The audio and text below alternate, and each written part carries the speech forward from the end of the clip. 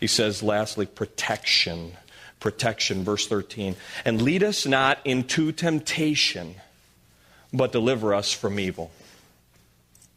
And lead us not into temptation, but deliver us from evil. Now that's protection.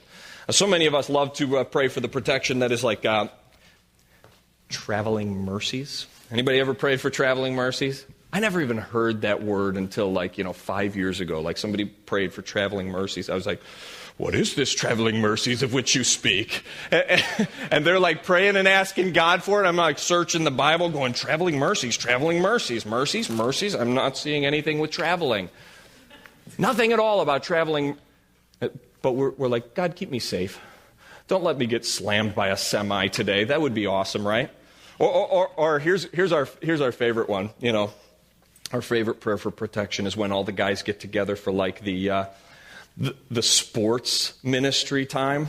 And we're like, we're all getting together. Men are all going to be playing basketball on Saturday. And when we get together for basketball, what are we going to pray? Jesus, we're so thankful for this day. The weather is awesome. And we just pray that nobody would get hurt out on the court.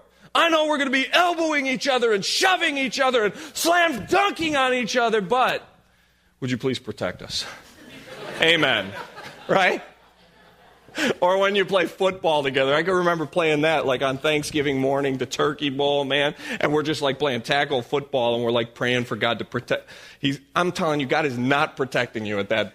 You're just like, you're out on a limb there. So, but here's the good thing. That's not what Jesus is talking about when he talks about protection. In fact, Jesus knows he knows what we need most of all, right?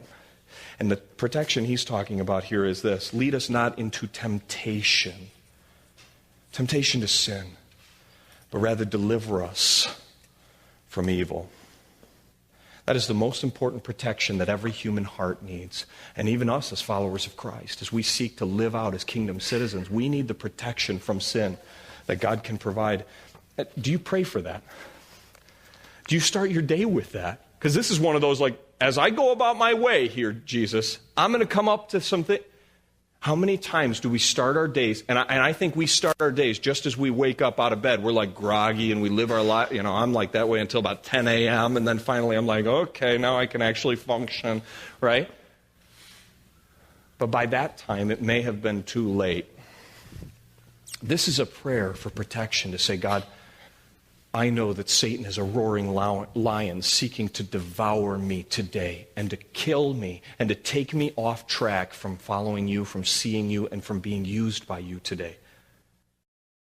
So I would just pray that before I even step out of the door here today, that you would guard my steps.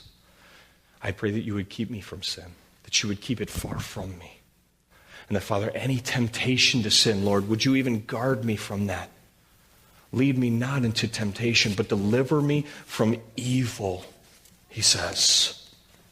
Deliver me.